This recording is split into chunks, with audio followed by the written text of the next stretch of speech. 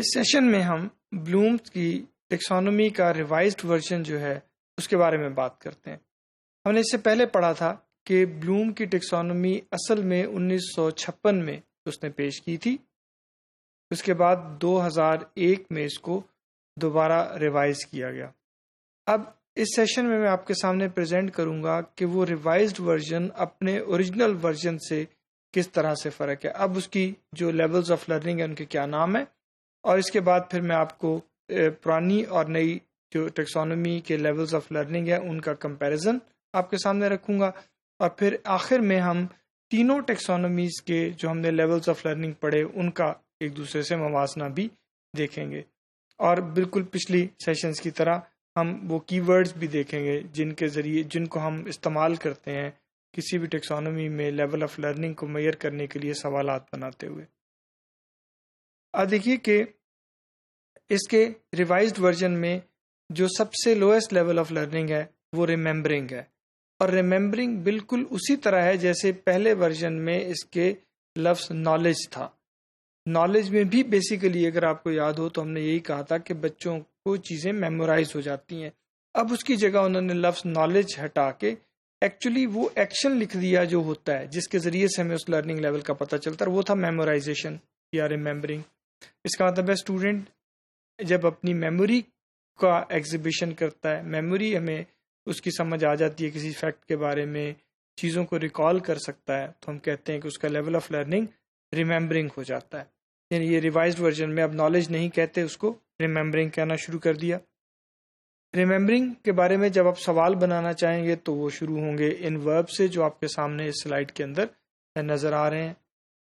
اس سے اگلا لیول جو وہاں ہم نے کمپریہنشن کہا تھا اوریجنل ورژن میں، اگر آپ کو یاد ہو، تو ہم نے جب ریوائز کی انہوں نے ٹیکسانومی تو اس کو انہوں نے کمپریہنشن کی بجائے انڈرسٹینڈنگ کہہ دیا، مطلب دونوں کا ایک ہے، اور دونوں کے لیے جو اسٹوڈنٹ نے لرننگ ڈیمونسٹریٹ کرنی ہے وہ بھی ایک ہی ہے، ٹھیک ہے۔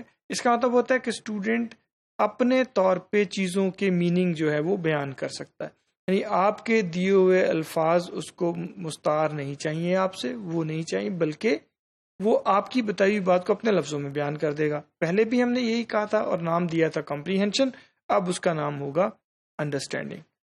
تیسرا، اور اس کے لیے وربس کی لسٹ یہ آپ کے سامنے ہے، یہ بھی آپ دیکھ سکتے ہیں، اسی طرح کے ورب جو پہلے ہم نے استعمال کیے تھے۔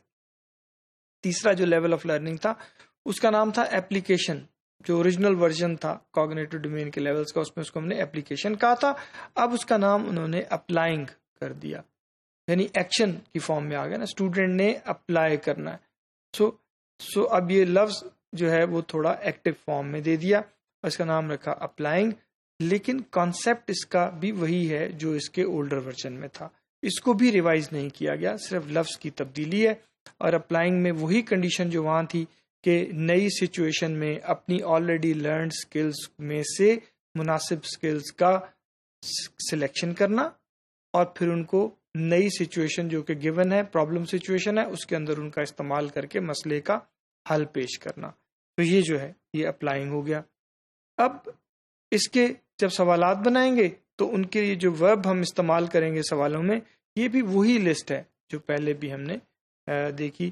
اس میں لفظ شروع ہو جائیں گے construct, develop, experiment, organize, plan, select, اس طرح کے ورب جو ہیں یہ سوال کے شروع میں استعمال ہوتے ہیں۔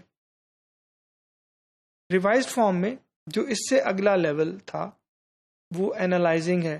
اگر آپ کو یاد ہو تو جب پچھلی ہم نے جو اس کا اوریجنل ورژن ہے اس میں ہم نے پڑھا تھا تو یہ لفظ تھا انالیسس، اب اسی لفظ کو انالیسس کو انہوں نے اینالائزنگ یعنی پھر دوبارہ ایکشن فارم میں لکھ دیا، اور کانسیپٹ اس کا ابھی بھی وہی ہے کہ آپ نے گیون میٹیریل کو اس کے پارٹس میں بریک ڈاؤن کرنا ہے، اس کے مناسب حصوں میں جو تبدیلی چاہیے وہ تبدیلی کرنی ہے، اس کو ری اسمبل کر کے اس طرح سے پیش کرنا ہے کہ جو مسئلہ آپ کے سامنے رکھا گیا تھا اس کا حل نظر آنے لگ جائے۔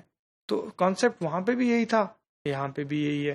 سو اصل میں اس میں بھی کوئی خاص تبدیلی نہیں ہوئی، علاوہ اس کے کہ لفظ انالیسس سے بدل کے اینالائزنگ ہو گیا۔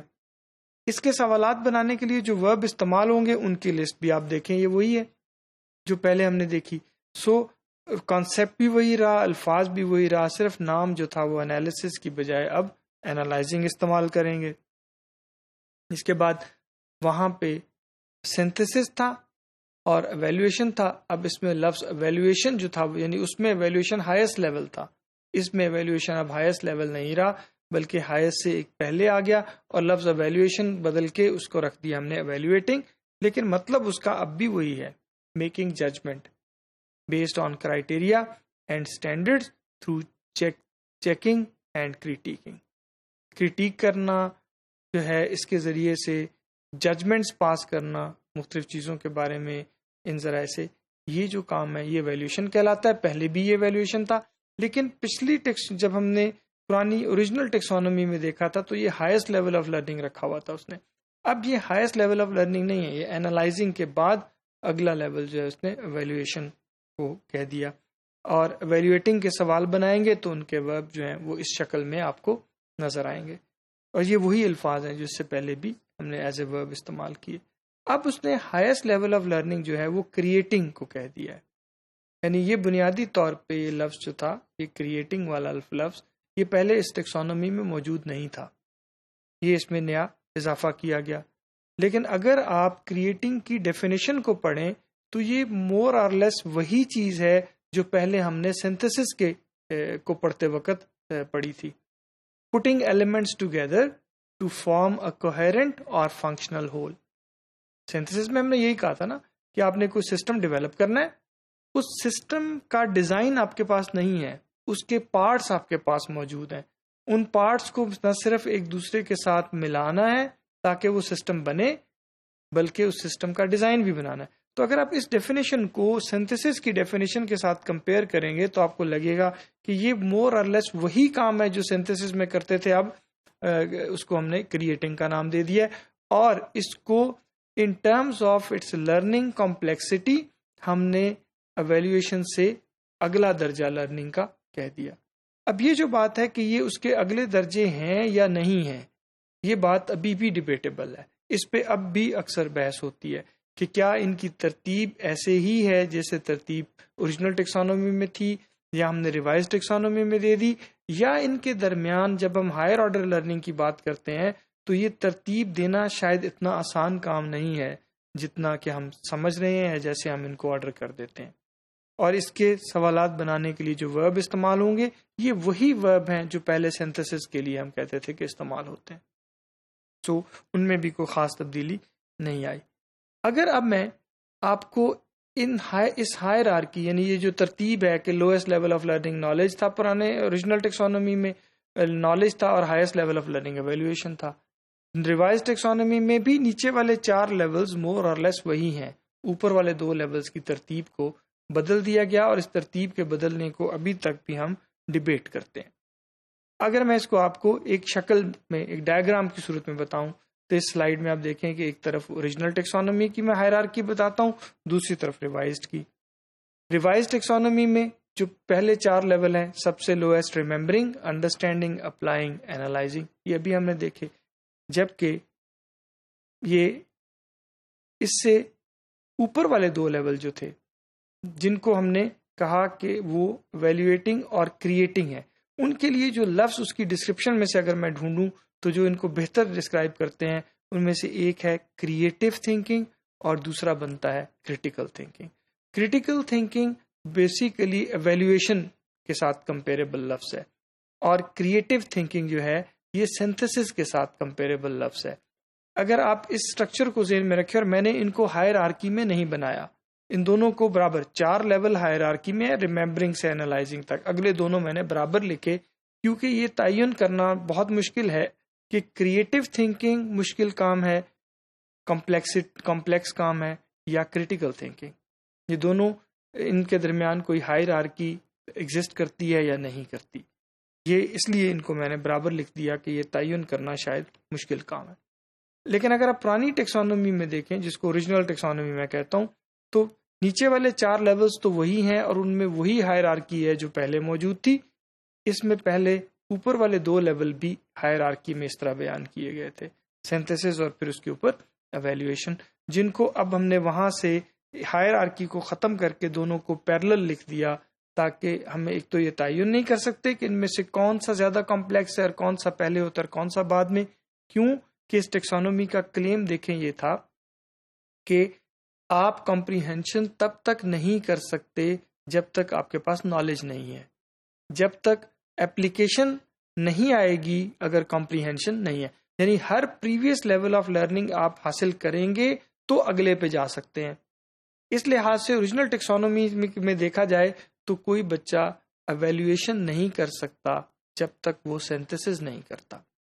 ریوائز ٹیکسانومی میں پہلے 4 لیولز پہ تو یہ بات اب بھی اسی طرح اس کا اطلاق ہوتا ہے. آخری 2 لیولز پہ یہ بحث ہے کہ یہ ایک تو یہ کہ ان کے نام تھوڑے اس طرح سے تبدیل کیے گئے کہ یہ اپنے فنکشنز کے ساتھ زیادہ میچ کریں، اور دوسرا یہ کہ ان کے درمیان کوئی ہائرارکی ہے یا نہیں ہے.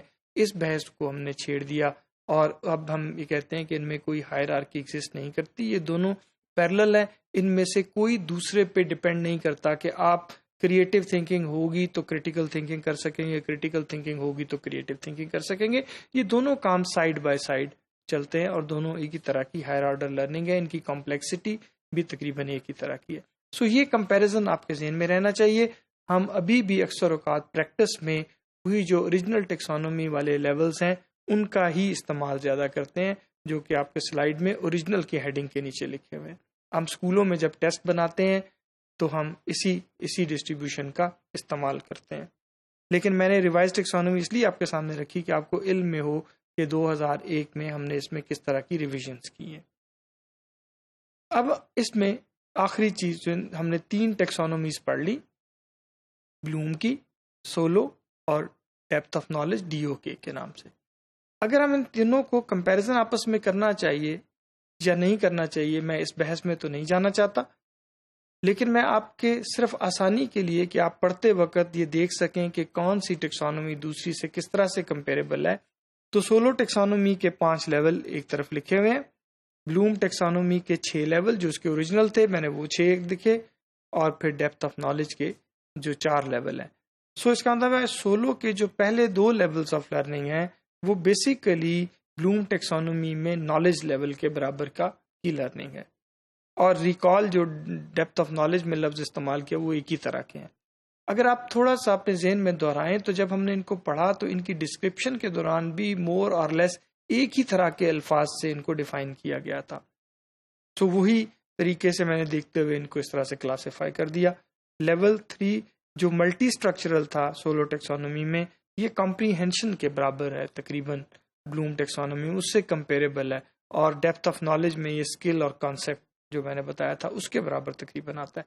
اس طرح سے آپ اگر باقی دونوں لیولز کو بھی دیکھ لیں تو یہ اندازہ کر سکتے ہیں کہ ٹیکسانومیز آپس میں کس طرح سے کمپیریبل ہیں. مور اور لیس ایک ہی طرح سے ڈیفائن کرتے ہیں، بہت چھوٹے چھوٹے فرق ہیں جن کا عام استعمال کرتے وقت ہمارے اوپر کوئی بہت زیادہ اثر نہیں ہوتا.